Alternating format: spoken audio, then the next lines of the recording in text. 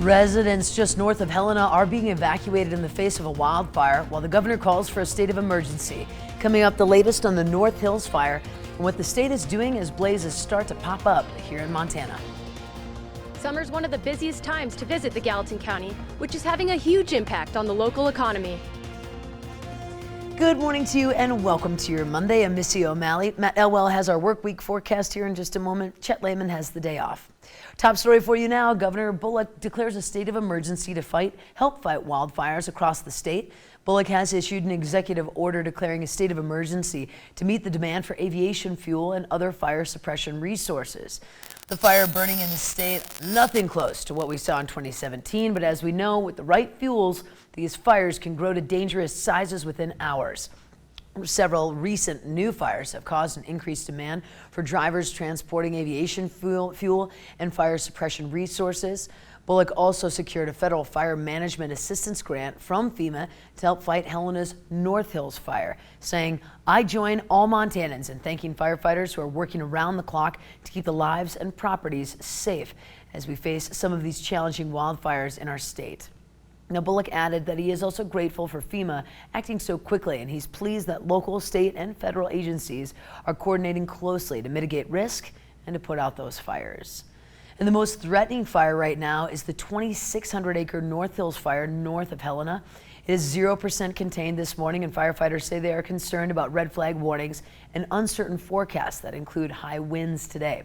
Authorities say winds overnight pushed that fire towards homes, but not as strongly as expected. This gave them a quick chance to aggressively fight that fire at the edges of those residential areas. They say no structures have been lost so far, but of course they are still concerned.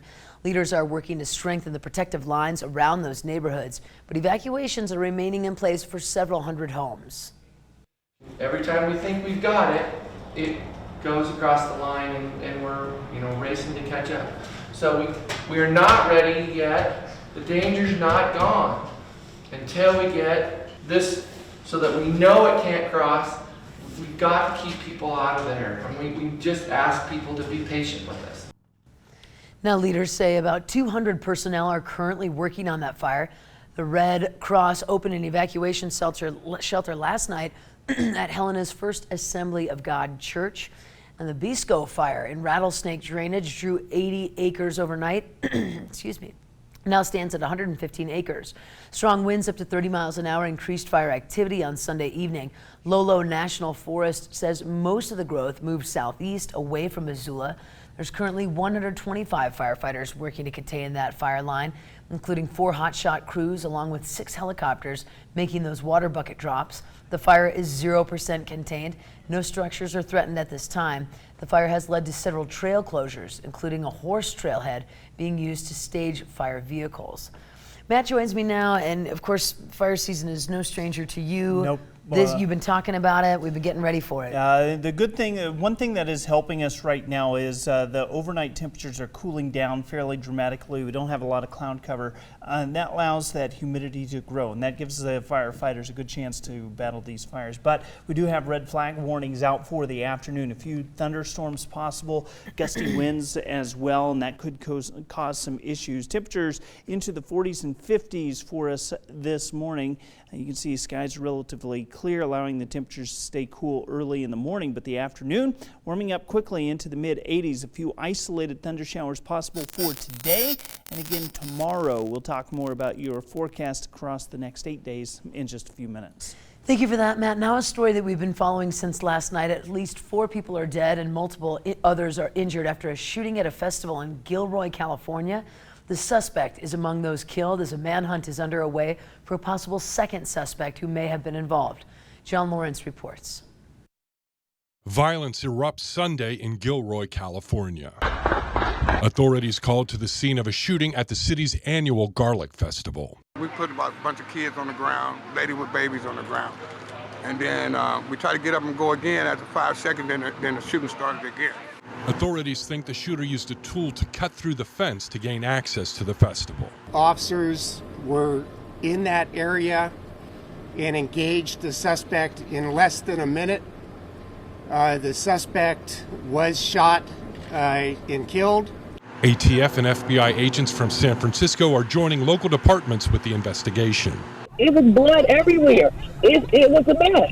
I've never seen nothing like that in my life. The shots were fired as a band was performing its last song of the day. We ran off the stage. We crawled underneath it, and we laid down, hid, kept quiet until the police arrived. California Governor Gavin Newsom said the shooting is nothing short of horrific. This is so scary. It's just really so scary. emotional. And what if it was earlier in the day when there was more people there? You know? So it's just, you can't go anywhere to be safe anymore. One of the garlic producers involved in the festival says the community will rise above this. I'm John Lawrence reporting. At this time, there is no word on a possible motive for those shootings. Closer to home, Gallatin County sees tourists visiting from across the country and across the world in these summer months. MTN's Gabby Crevitt has more on how it's giving the local economy an extra boost. A recent study from the University of Montana's Institute for Tourism and Recreation Research says tourists spent more money in Gallatin County than anywhere else in the state in 2018, and local businesses are noticing. We've got so far our busiest summer season yet, and it's started earlier this year, I feel, than the year before, and that year started earlier than the year before. Each year just keeps growing. Between visits to Yellowstone National Park and all the recreational activities the area has to offer, Gallatin County is a prime tourist destination. Zach Montano at the Montana Angler says they're in the middle of their busiest time of year. The outfitting business has been very good in recent years. We do see a pretty steady growth year over year over the last several years. The report said visitors spent about $814 million in Gallatin County last year, and visitor spending is growing. According to the study, a majority of counties in Montana see most of its tourist spending going towards gas. But in Gallatin County, the money is going elsewhere. The study reported that visitors are actually spending the most in restaurants and bars, followed by outfitting and guide services in Gallatin County, which is mostly good news for local fly fishing guides. But Montano says in some areas, it's getting a little crowded. Some of our local fisheries, like the Gallatin River, for example, that's very easy to access, lots of public access, tends to see the greatest increase in that pressure and maybe the most obvious increase. Overall, visitor spending in the county is a good thing. While the tourists are really great for our business, it's the locals who keep us here year-round, and that's why we do what we do, is to support our community. In Bozeman, Gabby Crevitt, MTN News. The 2018 study reported that visitors spent about $155 million more than the year before. And in This Week Under the Big Sky, we continue to look back at Live from the Divide, our Emmy Award-winning feature and a small music venue here in Bozeman. Live from the Divide experience offers a unique one for their fans, but the show isn't the only thing that sets Live from the Divide apart. The building itself lends a very unique character to the music program. Under the Big Sky is sponsored by Rocky Mountain Vein Clinic and Markovich Real Estate. The thing about where we get to record and capture all these artists is that it's in a cold storage facility. It was the first cold storage for Bozeman. I think it's 1905. Everything that came off the railroad went right into the storage units in there. In our business, we call it has good bones. There's a lot of thickness in the walls, the doors, stuff like that. A lot of times when you're building a studio, you have to fortify everything. This came fortified times 10. It creates even more of an experience for people that are coming to the shows. One of my favorite things is to have somebody from out of town, they roll up in front of the studio and they say, "This is where Live from the Divide happens." I say, "Yeah," and they say, "Can we look around?" I say, "Yeah," so I grab them and bring them into the room, and it's just like, they're completely shocked and, in some cases underwhelmed. They're like, "This is it?" Sounds so much bigger on radio, and that's cool. The magic, in my opinion, is the fact that we're a small venue. We only have 50 seats. It's first come, first serve. Nothing beats being 2 feet away from your favorite artist, and the artists being 2 feet away from the fans. If we expanded into a larger room, at some point, you would lose the element of why it works in that building. That's another thing that's special about what we're up to. I